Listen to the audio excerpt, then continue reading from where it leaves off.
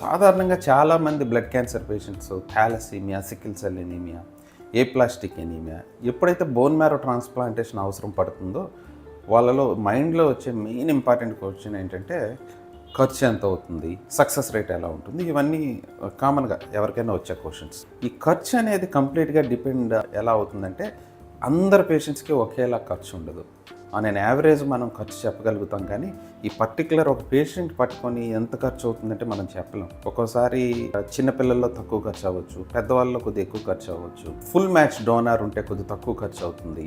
Half match donor కానీ లేదంటే unrelated donor transplant చేసేటప్పుడు ఖర్చు ఫ్యామిలీ డోనార్ ఉండేటప్పటికంటే కొద్దిగా ఎక్కువగా ఉంటుంది. సో ఇలా ఏ టైప్ ఆఫ్ ట్రాన్స్ప్లాంట్ చేస్తున్నాము, ఏ ఏజ్లో చేస్తున్నాము, పేషెంట్ కండిషన్ ట్రాన్స్ప్లాంట్ ముందు ఎలా ఉంది, పేషెంట్కి కాంప్లికేషన్స్ ఎలా వచ్చాయి, ట్రాన్స్ప్లాంట్లో తక్కువ కాంప్లికేషన్స్ ఉంటే తక్కువ ఖర్చుతో అయిపోతుంది, కొద్దిగా ఎక్కువ కాంప్లికేషన్స్ ఉంటే ట్రీట్మెంట్ ఇంజెక్షన్స్ ఎక్కువ ఇవ్వాల్సి వస్తే ఖర్చు ఎక్కువ అయ్యే అవకాశం ఉంటుంది అనమాట. సో ఆన్ అన్ యావరేజ్గా మనం ఆటోలోగస్ ట్రాన్స్ప్లాంటేషన్లో కొద్దిగా తక్కువ ఖర్చు అవుతుంది, అలోజెనిక్ ట్రాన్స్ప్లాంటేషన్లో కొద్దిగా ఎక్కువ ఖర్చు అవుతుంది. బట్ ఆంధ్రప్రదేశ్లో మనకి అడ్వాంటేజ్ ఏంటంటే గవర్నమెంట్ స్కీమ్లో పేదవాళ్ళకి ఆరోగ్యశ్రీ కార్యక్రమంలో ఇది బోన్ మ్యారో ట్రాన్స్ప్లాంటేషన్ పెట్టడం జరిగింది. సో పెద్దవాళ్ళకి కానీ చిన్నవాళ్ళకి కానీ ట్రాన్స్ప్లాంట్స్ ఇప్పుడు మనం ఆరోగ్యశ్రీలో చేయగలుగుతున్నాం అన్నమాట.